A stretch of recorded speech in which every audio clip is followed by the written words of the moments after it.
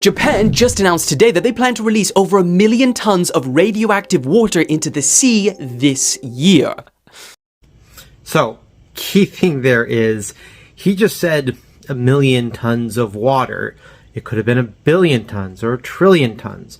What matters here is not how much water is being released, but the concentration of radioactive material in that water and how much radioactive material total that is being released. The concentration of radioactive material that they're going to be releasing into the environment is 1,500 becquerels per liter. And that is actually pretty low, which I'll explain later. The water they're referring to is from the Fukushima nuclear power plant disaster in 2011. And for 12 years now, workers have had to pump water through the ruins to prevent the debris from overheating and causing further damage. They then collected, filtered, and stored all of that contaminated water into 1,000 steel tanks crammed onto the Fukushima campus.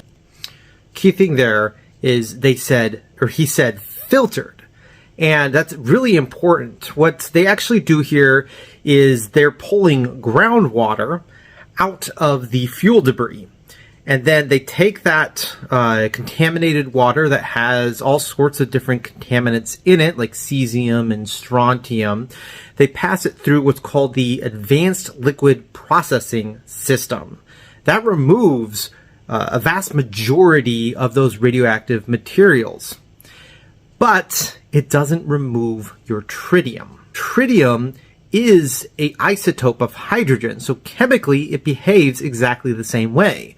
When hydrogen is in water, it is that H in the H2O. It's really hard to remove that H out of the H2O because it's going to chemically behave the same way. You can't remove water out of water. Which is now running out of space. The IAEA said that the release is safe, and the Fukushima operator and the IAEA should be a good trusted source. They are the experts recognized internationally. Said, and I quote, "After treatment, levels of most radioactive particles meet national standards." So, when he says most, what does not meet the national standard is those levels for tritium, because they can't remove the tritium from the water. But what they are going to do is the water that they're going to be releasing into the environment is going to still be below the regulatory requirements. What they do is they mix it with seawater first before releasing it. That's how they get it down to that 1,500 becquerels per liter. These results aren't just coming from TEPCO or the Japanese government or even just the IAEA. It's coming from a whole host of countries. This long list of international laboratories is forming a group called the Interlaboratory Comparison.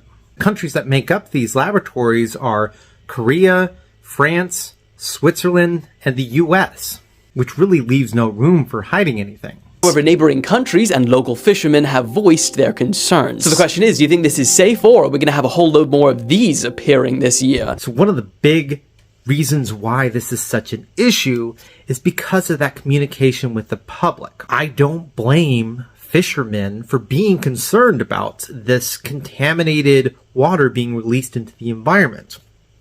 It is safe, but it really does put a bad image on those fishermen in Japan and from neighboring countries. So really, this isn't a major pollution concern, but more of a public perception concern. And unfortunately, the media and videos like this really escalate that bad perception that people have of this release that's happening. This release should happen. It is safe, and this is the way that you release tritium into the environment. You either release it into the water or you evaporate it into the air. Tritium, as I've mentioned before in some of my videos, has a very low health hazard. It's actually released as a normal everyday practice from facilities around the world without having any effect on the environment. That's because tritium does not concentrate in the ecosystem like things like heavy metals and mercury.